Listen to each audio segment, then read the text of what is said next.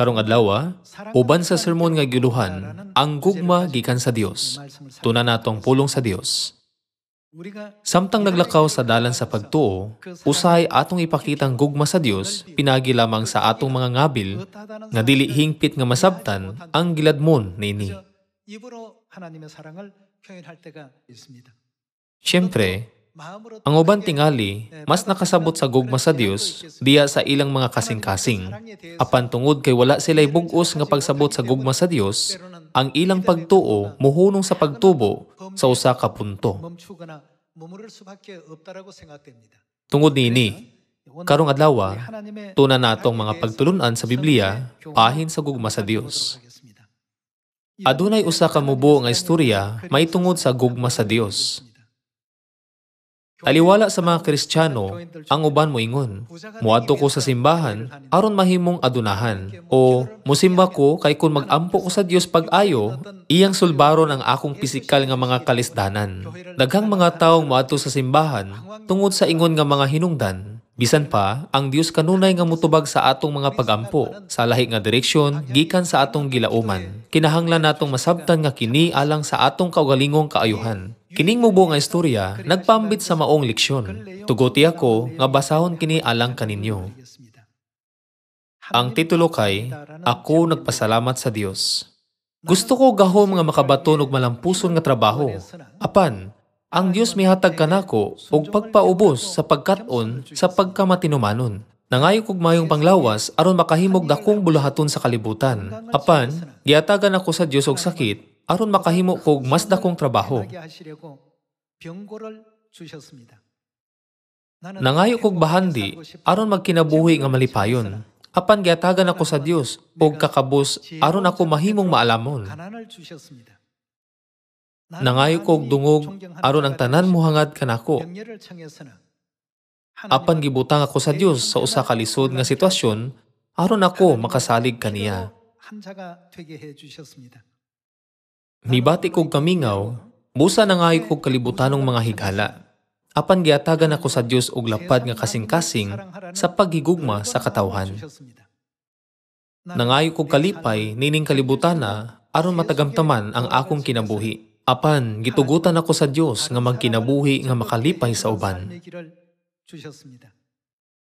Bisan og wala na ko madawat ang kalibutanong mga butang nga akong giampo, ang Dios kanunay nga naghatag kanako og paagi sa pagtigom og mga panalangin sa langit. Nagpasalamat ako sa Dios sa kanunayng pagkamahinatagon. Siya mingon, gusto ko og dakong gahom alang sa akong kalampusan. Apan ang Dios may paubos kanako aron ako makakat-on sa pagkamatinumanon. Gusto ko mohimog dakong bulahaton sa kalibutan. Busa nangayo ko sa Dios og kahimsog. Apan gitugutan ako sa Dios og sakit aron akong maamguhan ang mas dakong kahulugan.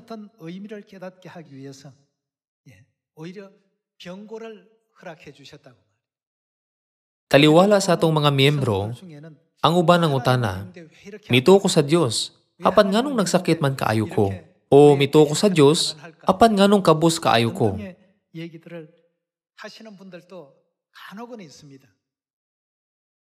Apan, ang Dios adunay iyang kabubuton sa paglalang kanato.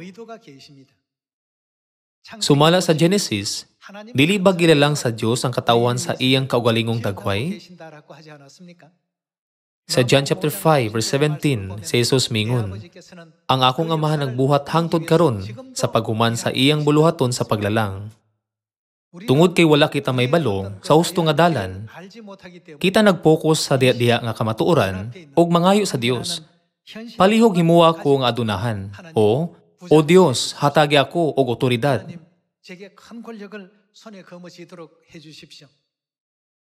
Ang Biblia nagtudlo kanato na kung kita mangayo sa Dios alang sa maong kalibutanon nga mga tinguha, siya usahay magpaubos kanato ug magbutang kanato sa pinakaubos nga mga posisyon sa kalibutan.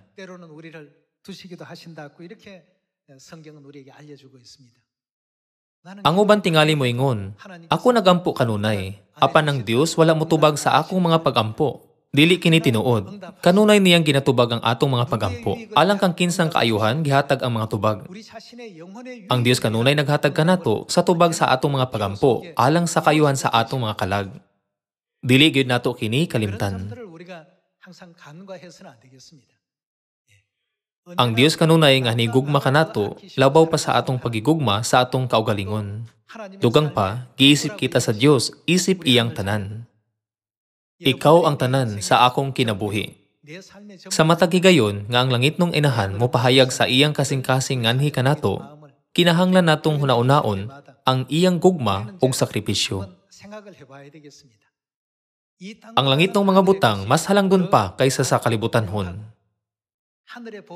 Bisan pa niya na, ang Dios miyanhi nining yutaa, diya sa unod ug nag-antos sa tanang matang sa pagbiyay-biyay ug pag-antos.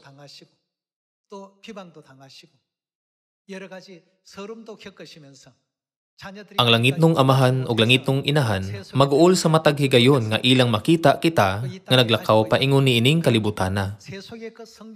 Tungod kay wala pa nato hingpit nga namguhan ang gugma sa Dios, wala isalikway ang atong kalibutanong kinaiya ug wala maghinlo sa atong kagalingon pinagi sa mga pulong sa Dios. Sila nagampo alang kanato, nagulat kanato sa pagbalik. Tungod niini, angay kitang magpasalamat ug maghimaya sa atong amahan ug inahan. Tuguti ako sa pagbasa sa usa pa ka istorya kaninyo. Kini nga istorya makapahuna-huna nato. Kadtong adunay ingon niya na nga mga ginikanan ug nakadawat niini nga gugma tinuod nga bulahan. Tuguti ako sa pagbasa alang kaninyo. Sa Estados Unidos, adunay batang Koreano nga gisagop sa usa ka retiradong journalist. Siya adunay duha ka igsuong lalaki ug usa ka igsuong babaye. Edukado sila ug nagkinabuhing matinud-anon. Apan, kini nga bata lahi. Buotan siya nga bata kaniadto. Apan sa iyang pagkadako, iyang namguhan nga siya ra ang adunay itom nga buhok o yelo nga pamanit sa iyang pamilya. Unya, nagsugod siya sa pagkahisalaag. Wala siya mo pauli hangtod sa gabii, naginom og ilimnong makahubog, nakig-uban sa mga palaaway o kanunay nga makig-away. Apan, ang amahan nga nagsagop kaniya, nagulat uban ang gugma o kanunay nga nagampo nga siya mubalik. Usa ka adlaw, ang bata miabot nga naghilak ug miingon, nganong lahi man ang akong pamanit ug kolor sa buhok. Wala ko kasabot nganong natawo ko sa mga irresponsableng ginikanan. Karon, na ako sa Estados Unidos, gibay-biyay sa akong mga higala. Naglagot gid ako sa akong mga ginikanan. Dili nako gustong mabuhi. Sa pagkadungog nini, ang nagsagop nga amahan, malumo nga mingon. Minahal kong anak, dili ka binayaan nga bata. Anak ka sa talagsaong inahan. Gitugyan niya ang iyang kaugalingong kinabuhi aron maluwas ka. Ang nagsagop nga amahan, dayon may paambit sa mosunod nga istorya. Atol sa gubat sa Korea, nagserbisyo siya isip journalist sa militar sa US. Atol sa Enero, ikaupat nga retreat, ang iyang trupa may biya sa Seoul paingon sa Daejeon. Samtang nagdagan sila sa kusog nga hangin, ang driver misinggit, unsa ka na? O gipahunong ang sakyanan. Ilang nakitaan ang lawas sa usa ka hapit hubo nga babayi. Ikugos siya pag-ayo, nagkupot og butang nga murag nagkupot og bililhong bahandi.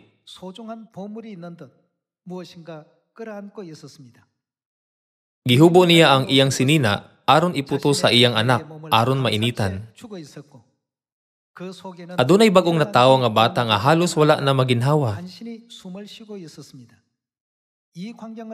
Kay natandog pag-ayo sa gugma sa inahan, naghimo siya glubnganan alang kaniya o gidala ang bata ngadto sa Estados Unidos isip iyang sinagop nga anak. Sa diyang ang bata nakadungog nini nga istorya, Siya hilom nga milingkod, ug dayon miadto sa iyang kwarto. Sukad niadtong adlaw, nausab ang bata. Nagkugi siya sa pagtuon ug nahimong thoracic surgeon. Nagboluntaryo siya nga mag-alagad ingong doktor sa militar ug gipadala sa Korea. Niabot siya sa Korea sa usa ka bugnaw nga adlaw sa tingtugnaw ug miadto sa lubnganan sa iyang inahan. Sa tubangan sa iyang lubnganan, iyang gihubo ang iyang sinina ug miluhod nga naghilak sa tibok gabii. Mama, mas tugnaw pa tingali niadtong adlaw, dili ba? Mama? Mao kini ang tibuok nga istorya. Sa atong pagtan-aw sa istorya, ang bata nakaamgong nga ang iyang inahan namatay human sa pagluwas sa iyang kinabuhi. Human niya nahibal-an ang usa ka makapasubo nga kamatuoran bahin sa iyang inahan, nahimo siyang maayo nga surgeon. Ingon nini ang katapusan sa istorya. Sa sinugdan, ang bata naglagot sa iyang mga ginikanan. Apan sa ulahi, iyang namguhan nga ang iyang mga ginikanan dili usa ka tawo nga makapasuko. Sanglit grabe ang gubat sa Korea. Ang inahan nagunahuna nga ang labing maayong paagi sa pagluwas sa iyang anak mao ang pagputos kaniya sa iyang mga sinina aron mamintinar ang temperatura sa iyang lawas.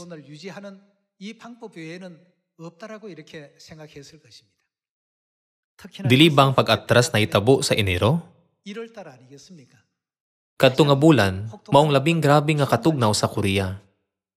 Nini nga sitwasyon, giluwas sa inahan ng iyang anak, pinagi sa pagsakripisyo sa iyang kaugalingon. Bisan tuod ang kalalom sa gugma, dili ikatandi sa kang Hesukristo, kini nagpahinumdum kanato sa iyang sakripisyo sa krus.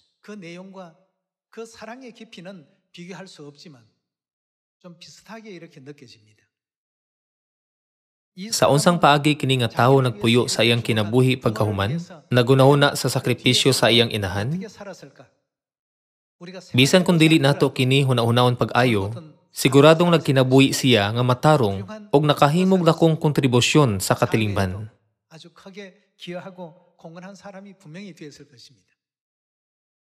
Sa samang paagi, kung dili nato masabtan ang sakripisyo sa atong espirituhanong amahan o ang atong espirituhanong inahan, apan hunaw-naon kini nga usa ka insidente nga nahitabo 2000 ka tuig na ang milabay og mapakya sa pagkulit niini sa atong mga kasing-kasing, isipon na lang nato ang ilang dakong sakripisyo nga usa lamang ka istorya. Apan sa pagkatinuod, ang atong amahan ug atong inahan miani sa yuta aron sa pagluwas kanato. Siya namatay sa krus sa hilabihan nga makaluluoy aron sa pagluwas kanato. Kinahanglan natong hinumduman nga tungod kini sa usa ka rason, ang atong kaluwasan. Busa, gusto na akong hangion ang tanang kaigsunan sa Sion sa pagpakig-ambit sa atong mga silingan sa gugma sa langitong amahan ug langitong inahan.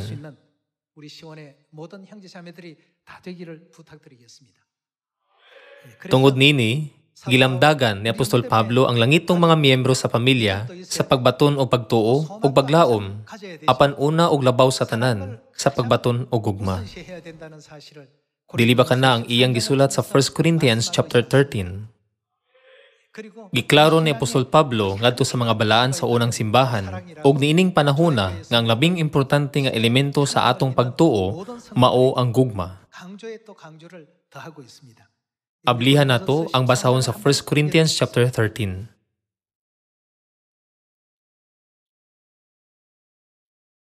1 Corinthians chapter 13 verse 1.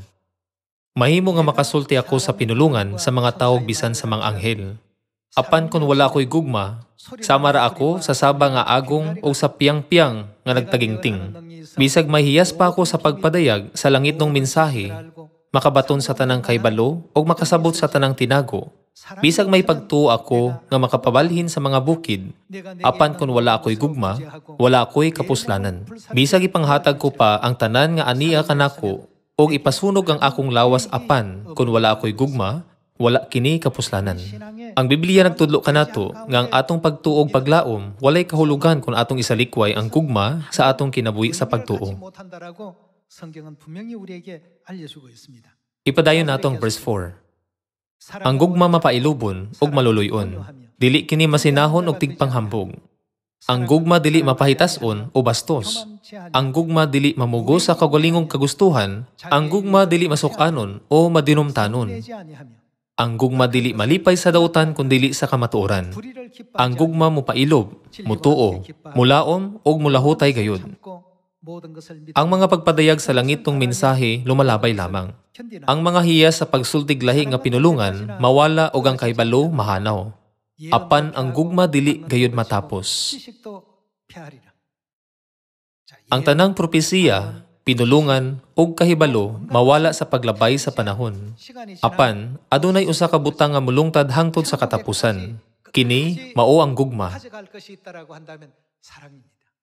Dili ba ang gingharian sa Dios mao ang gingharian sa gugma?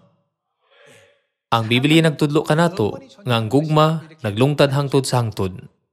Nasulat nga maabot ang panahon nga mawala ang tanan. Apan ang gugma mulungtad hangtod sa hangtod. Upadayon kita sa verse 12. Ang atong nakita karon sama lamang sa hanap nga panagway diya sa salamin apan unya maklaro na gayud nato ang tanan. Ang nahibuloan ko karon tipik lamang apan mahingpit ra unya kini sama kahingpit sa kaybalo sa Dios bahin kanako.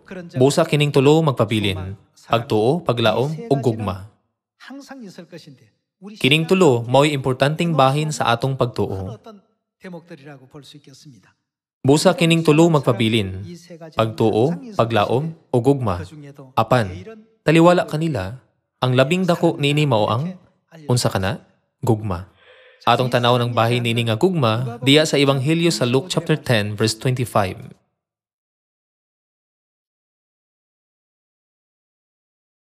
Sa Luke chapter 10, verse 25, kini naisulat, unya midol ang usa ka magtutudlo sa balaod aron pagsulay kang Hesus. Nangutana siya, magtutudlo, unsay kinahanglan kong buhaton aron ako makadawat sa kinabuhing dayon? Si Jesus mitubag kaniya, unsa may gingon sa kasulatan? O giunsa man nimo kini pagsabot? Ang magtutudlo sa balaod mitubag, higugma ang Ginoo nga imong Dios sa tibok mong kasing-kasing ug sa tibok mong kalag ug sa tibok mong kusog ug sa tibok mong hunahuna. Og higugma ang imong isig katawo ingon sa pagigugma mo sa imong kaugalingon. Tubag si Jesus, husto ang imong tubag, buhata ka na ug makadawat ka sa kinabuhi. Apan gusto sa magtutudlo sa balaod, nga ilon siyang matarong. Busa nangutana pagyud siya kang Hesus, kinsa ba di ay ang akong isig katawo? Si Jesus mitubag, may usa ka tawo nga milugsong gikan sa Jerusalem ngadto sa Jericho ug gibanhigan siya sa mga tulisan. Gihubuan nila siya, gibunog ug gibiyan nga himalatyon. Ug nahitabo nga may usa ka pari nga miagi niadtong dalana. Sa pagkakita niya sa tawo nga gitulisan, milabay lamang siya agi sa pikas daplin. Unya nahiagi usab ang usa ka levita, sa pagkadul niya mitan-aw siya sa tawo ug unya misaylo lamang agi sa pikas daplin. Apan may usa ka Samarianhon nga nagpanaw niadtong dalana ug nahayagi sa tawo nga gitulisan. Sa pagkakita niya sa tawo, naluoy siya. Midol siya kaniya ug gibubuan niya lana ug bino ang iyang mga samad ug gibugkusan. Unya gipasakay niya ang tawo sa iyang hayop ug gihatod ngadto sa usa ka balay abutanan ug didto iyang gialimahan siya. Sa pagkaugma, mihatag siya duha ka denaryo ngadto sa tig-atiman sa abutanan ug mitugon. Atiman na siya ug inigbalik nako dinhi bayaran ko ikaw sa imong magasto. Og si Jesus mitapos pagingon, karon sa imong hunahuna, kinsa man ining tulo ang nagpamatuod nga isig ka tawo sa gitulisan. Ang magtutulo sa balaod mitubag, kadtong naluoy kaniya. Si Jesus mingon, busa lakaw ug buhata ang sama sa iyang gibuhat. Adunay lawom nga espirituhanong kahulugan nini nga sambingay. Dili ba angay natong ipaambit ang gugma sa Dios sa tanang tao sa kalibutan samtang nagpuyo nining kalibutana? Nan, unsa ang espirituhanong gugma? Kini ang gugma nga nagtultol sa tanang katawhan nga gitaktang mamatay ngadto sa kamatuoran sa kinabuhi. Ang espiritual man nga gugma o pisikal nga gugma. Gitudluan ni Jesus ang mga Kristiyano pinagi sa sambingay sa pagtagad sa uban sa gugma nga ilang nakatunan gikan sa Dios, dili ba? Ang mga pari kahibalo kaayo sa mga balaod sa Dios. Ang mga Levita usab sama ra kay ang tanang mga pari gikan sa tribo ni Levi. Bisan pa naibalaan nila ang mga balaod, wala sila nagtanyag bisan unsang tabang. Imbis nga luwason ang himalatyon nga kalag, mas nabalaka sila sa ilang dungog, nga nagunahuna. Kung makig-uban ko niining mga tawhana, dili ba mahimong dili sayon ang akong kinabuhi? Tungod niini, wala nila tagda pag-ayo ang kamatayon sa tao. Apan, ang Samarianhon, bisan pa ana sa usa ka panaw, naningkamot sa pagluwas sa tao. Si Jesus nangutana, kinsa man ining tulo ang nagpamatuod nga isig katawo sa gitulisan. Kitudloan kita ni Jesus nga ang usa ka naluoy kaniya nga mao ang nagbutang sa gugma sa buhat, mao ang tinuod nga isig katawo. Buhaton usab nato ang sama niini. Sa pagkatinuod, mao kini ang hinungdan nga kita kinahanglang makugihon sa pagsangyaw. Dugang pa, bisan kung kita nagatubang sa usa ka tinuod nga sitwasyon nga sama nini, imbis nga moagi, dili ba angay natong buhaton ang tanang paningkamot sa pagluwas sa kinabuhi sa usa ka tawo sama sa gibuhat sa maayong Samarianhon? Dili ba kini ang gustong itudlo ni Jesus kanato? Ang tanang balawd sa Dios bililhon. Kinahanglan natong tumanon kini. Apan, kung walay gugma, ang tanan mahimong walay kahulugan. Ang Biblia padayong nagtudlo niini.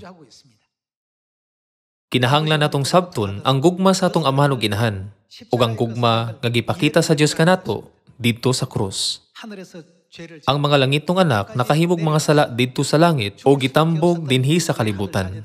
Bisag ana kita sa maong desperado nga kahimtang, dili ba kita makalaom sa langit pinagi sa bililhong dugo sa Dios?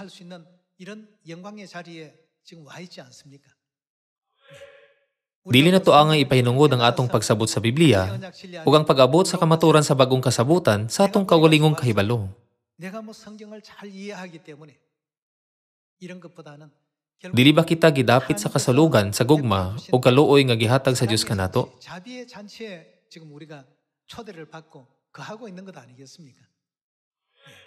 Busa, dili na to kalimtan ang iyang grasya.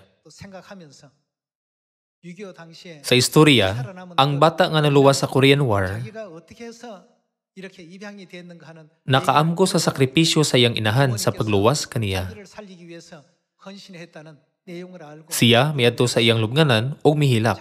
Sa gabi sa diyang naningkamot ka sa pagluwas kanako, dili ba ikaw mas gitugnaw pa kay kanako karong gabi una? Nagbarog didto, naghubo sama sa iyang inahan, ibati niya ang hilabihang kasakit, gikan sa bugnaw nga tingtugnaw nga dili magwanta bisan sa usa ka segundo.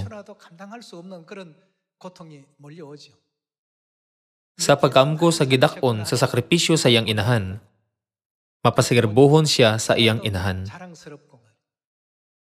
Kung atong tanawon ang sakripisyo sa Dios sa krus 2,000 ka tuig na ang milabay, ug ang tanang mga record sa Biblia nga nagtudlo kanato may tungod sa sakripisyo sa Dios sulod sa 6,000 ka tuig, dili gayud nato ipakawalay bili ang gugma sa Dios. Atong tanawon ang 1 John chapter 4 verse 7.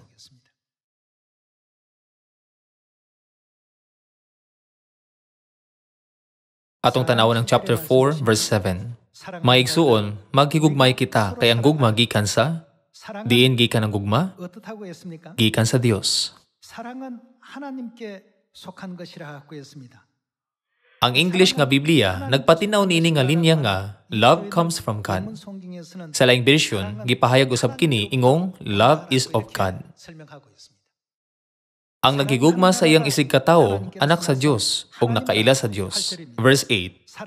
Ang wala magigugma sa iyang isig katawo, wala makaila sa Dios, kay ang Dios gugma man. Ipadayag sa Dios ang iyang gugma kanato, pinagi sa pagpadala sa iyang bugtong anak, ngani sa kalibutan aron makabaton kita sa kinabuhing walay katapusan pinaagi kaniya. Ang matuod nga gugma mao kini. Dili kita mo'y unang nagigugma sa Dios, kundili siya mo'y unang nagigugma kanato. Gipadala niyang iyang anak aron pinagi kaniya, mapasaylo ang atong mga sala. Mga igsuon, kung ingon niini ang pagigugma sa Dios kanato, kinahanglan nga magigugmaay usab kita.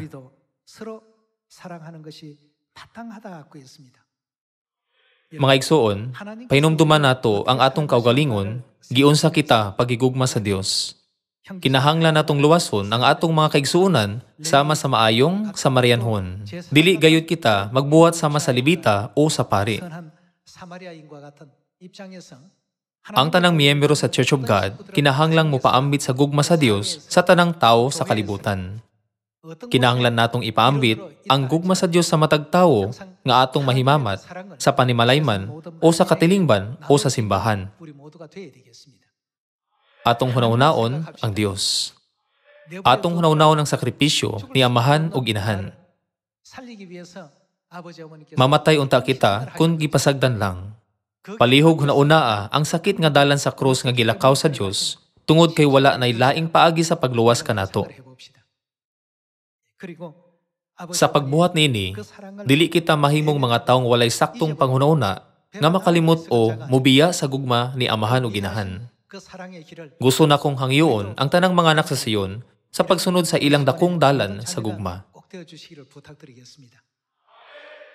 Sama sa akong nabasa kaninyo kaganina, kung mag-ampo ka sa Dios, palihog ayaw hunahunaa, nganong dili man dayon tubagon sa Dios ang akong mga pag-ampo. Siyempre, tubagon sa Dios ang matag pag-ampo.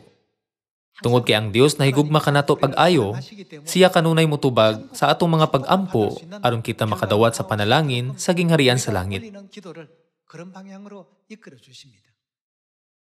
Mahimong mangayo kita sa Dios alang sa kalibutanong gahom ug bahandi. Apan ang Dios motubag sa atong mga pag-ampo uban sa gasa nga gitawag og pagpaubos. Kinitungod kay siya nahigugma kanato pag-ayo. Ang libro sa 1 John nagpadayon sa pagpatin-aw sa lalom nga gugma sa Dios. Atong tanawan ang verse 16. Chapter 4, verse 16. Busa na sayod kita ug nagtuo nga gihigugma kita sa Dios. Ang Dios gugma ug ang nagkinabuhi subay sa gugma ana sa Dios ug ang Dios ana kaniya. Gihingpit dinhi kanato ang gugma aron mahingpit ang atong kaisog sa adlaw sa paghukom kay ang kinabuhi nato dinhi sa kalibutan sama naman sa kinabuhi ni Kristo. Walay kahadlok diya sa gugma. Ang gugmang hingpit magwagtang sa tanang kahadlok. Busa, kung mahadlok yapon ang tao, wala pa mahingpit ang gugma diya kaniya, kay ang kahadlok may kalabutan man sa silot. Nahigugma kita kay ang Dios man ang unang nagigugma kanato. Kung may muingon, gihigugma ko ang Dios. Apa nagdumot di ay sa iyang isig katawo, baka kun siya. Kay unsaon man niya pagigugma sa Dios, nga wala niya makita, kung wala siya magigugma sa iyang isig katawo, nga makita niya, ang gisugo ni Kristo kanato mao kini. Ang nahigugma sa Dios, kinahanglan, magigugma usab sa iyang isig katawo.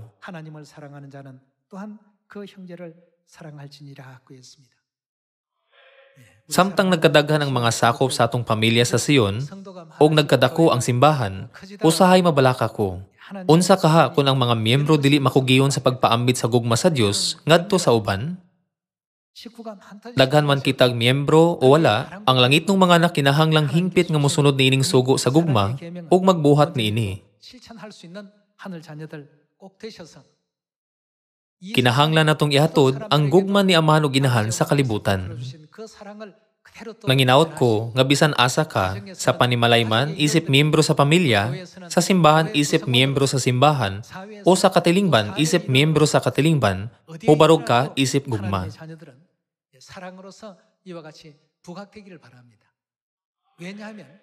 Diin gikan ang gugma, nasulat na nga ang gugma gikan sa Dios. Kung kanunay kitang puno sa gugma, dili ba kita makaingon nga kini mao'y buhing pamatuod nga ang Dios uban kanato? Atong atimanon ang tanan uban sa gugma, atong mga kaigsunan sa Sion, mga sakop sa atong pamilya, atong mga kauban sa trabaho, ug tanan atong mga kaila. Manginaot ko nga kini nga mensahe madungog ang tinuod ang langitong mga anak nga gitudluan sa Dios ansanghong ug bagong Jerusalem langitong inahan puno sa gugma. Sila nagdanag uban sa gugma bisan asa sila moadto.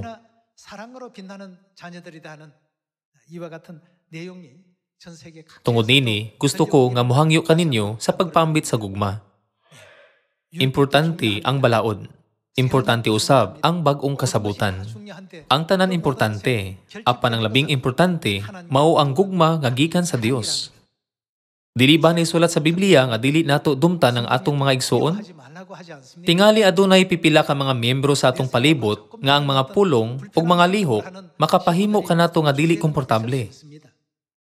Bisan pa, kinahanglan natong ilhon nga ang atong mga kagikan lain-lain. Kita mga anak sa langit nung amahan o langit nung inahan sa Sion, o ang mga miyembro mao ang atong mga kaigsuunan nga giluwas pinagi sa ilang sakripisyo. Sa paghunahuna nini, kita kinahanglan nga magkahiusa sa usa ka hunahuna ug muhimo sa tanang paningkamot sa pagkumpleto sa ebanghelyo. Karon, gusto ko nga hangyoon kamo nga mahimong ingon ka maluluyon nga langit nung mga anak. Naglaom nga ang tanang langit nung mga anak, mudan nag-uban sa gugma, diya sa panimalay, sa simbahan, ug sa katilingban. Gusto na akong tapuson ang sermon karong adlaw. Daghang salamat.